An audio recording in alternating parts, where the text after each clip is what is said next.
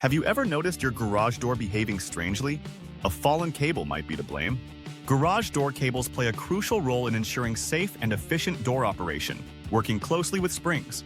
In Flower Mound, Texas, fluctuating weather adds to the wear and tear on garage doors, increasing cable issues significantly. Tension imbalances in springs can pull on cables unevenly, leading to sudden cable slips and dangerous situations. Misaligned tracks are another common culprit, causing unnatural movements that can send cables loose from their drums. Stormy weather can weaken cables due to rust, thus making repairs critical to maintaining garage door functionality. Signs of cable failure include crooked doors, loud noises, or visible damage, all indicating a need for immediate action. Regular maintenance is essential. An annual inspection can prevent small problems from escalating into costly repairs. Avoid the temptation to take on DIY fixes. Cable repairs need specialized knowledge to ensure safety and effectiveness.